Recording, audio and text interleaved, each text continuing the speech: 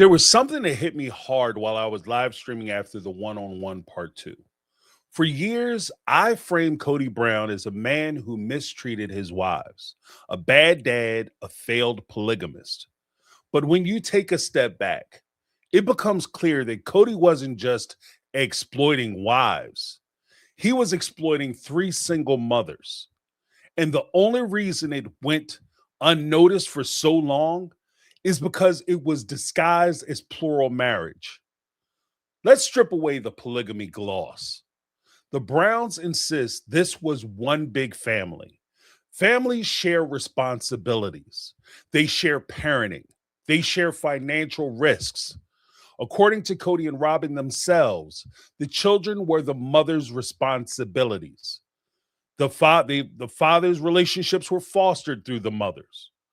Viewed through that lens, the mothers were functioning as single parents while one man maintained authority without participating. Now, I want to take this time to clarify terms. Like there are, actual single parents, literal single parents, and then there are functional single parents. Okay? So before we go further, I want to clarify what I mean when I say single mothers because I'm not talking about legal status or spiritual marriages. It's possible to be a single parent while still having a partner, even when that partner is the biological parent of the children. Functional single parenting happens when one person handles most or all of the child care, household responsibilities, emotional labor, the mental load of dealing with the children, and oftentimes the financial logistics, while the other adult is present, but largely, for the most part, uninvolved. And this type of behavior can be marked by chronic isolation, lack of shared decision making, lack of emotional support, minimal help with day-to-day parenting. You're partnered on paper, but parenting falls almost entirely on one person.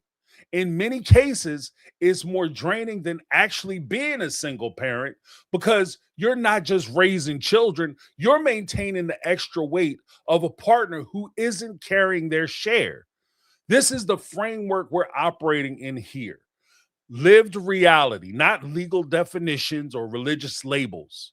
Now, I want to talk about the parental reality, single moms in practice. In season 17, that gave us a clear example of this dynamic. Christine shared a story from when the OG3 all lived together in Lehi, Utah. During that time, she was working overnight shifts and asked Kody to help with the children, not to take over, not to become the default caregiver. She asked him to check on their kids, and Kody refused. Years later, telling this story, Christine emphasized how much it affected her. A mother working overnight, asking the biological father of her children for basic support and being told she was asking for too much. So Christine adjusted. She absorbed the responsibility. She made it work, covering childcare and household logistics largely alone. Lehigh, you know, to Flagstaff, the through line. Later that same season, Janelle confirmed the pattern during a dinner date. As they discussed their relationship, Kody told her to cut off her relationship with Christine, who had already left, and to follow his authority instead of chasing after a friendship with her and her own personal independence and strength or whatever, being a modern woman. Now, in this case, responsibility wasn't shared, support wasn't offered, the expectation was obedience. The through line stretches from Lehigh to Flagstaff. The women were isolated, parenting largely alone, and expected to comply with Kody's rules, guidelines, and regulation. Financial structure, control without contribution. Let's start talking about the money. That same dynamic shows up clearly when you follow the money. Early on, Sister Wives was already paying at least six figures per adult.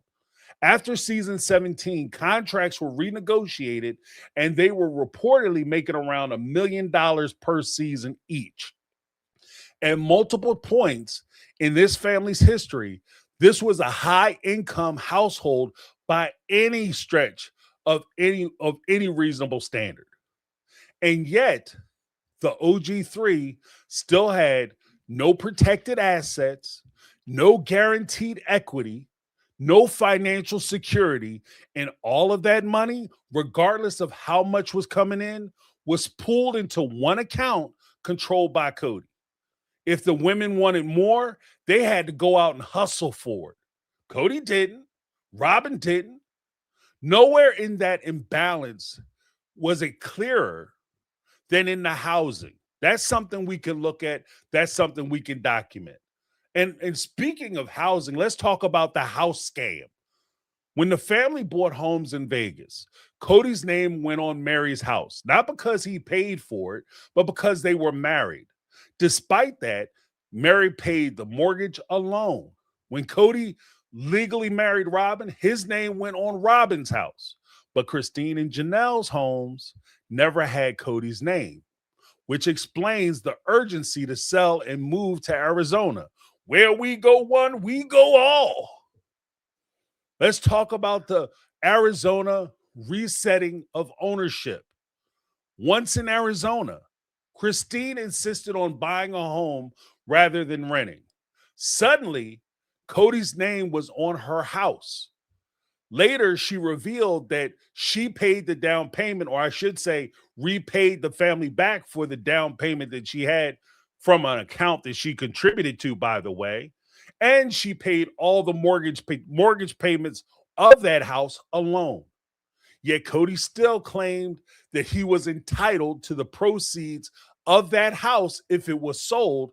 And he said, well, we'll sell Christine's house, pay off Kody Pass, and then we'll figure out how to get her money back because we'll buy like Kody Pass from her or something of that nature. The money was already hers.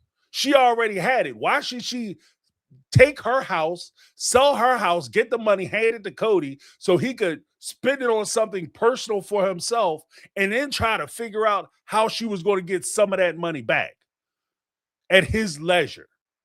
And we also heard his sentiment on things like that when it came to his discussion with Mary on the tell-all. And speaking of Mary, it was the same play, same outcome. When Mary sold her Vegas home, he took all the proceeds, which were used to buy his and Robin's house in Flagstaff, the McMansion. And today, Mary's share of that money is somehow gone. There's no repayment, no accounting, no urgency to get that money back. In fact, he tried to get her to sign a document to say that he doesn't owe her any money.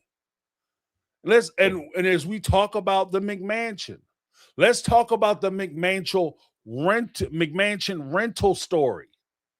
The McMansion was supposedly a rental.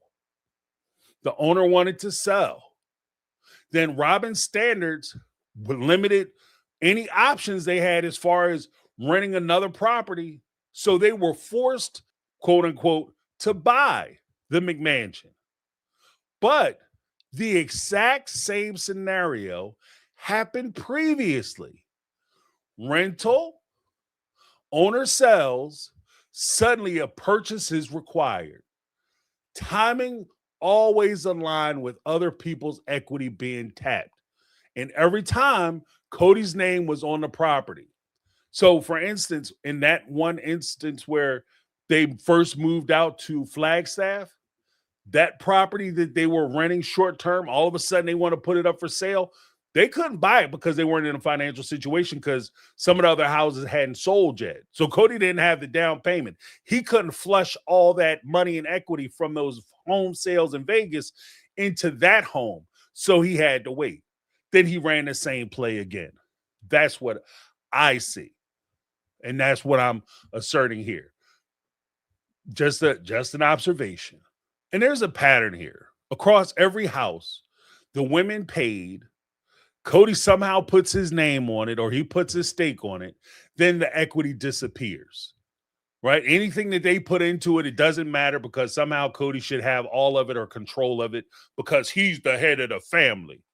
This was asset stripping. It's not just a simple thing of mismanagement. He was taking their assets.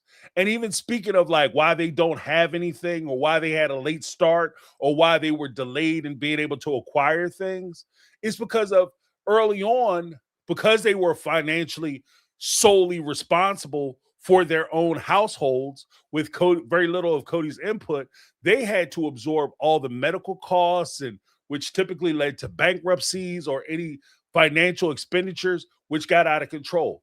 As of, for instance, when the children needed medical care, it was the mothers who paid, okay? Covering necessities like medical bills while, Kody was out there maintaining control of the bank accounts. Early bankruptcies didn't come from irresponsibility. They came from women managing the essentials alone. When you strip away the language of polygamy, the truth is unavoidable. This wasn't a marriage or marriages that failed. It was a system designed to benefit one person.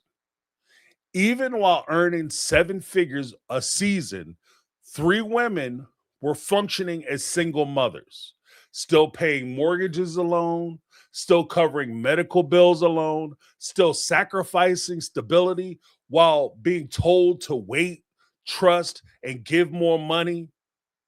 Kody avoided parenting. He controlled the finances and extracted labor, while the wealth flowed through him and never back to them. That, my friends, is exploitation. Let me know what you guys think in the comments down below.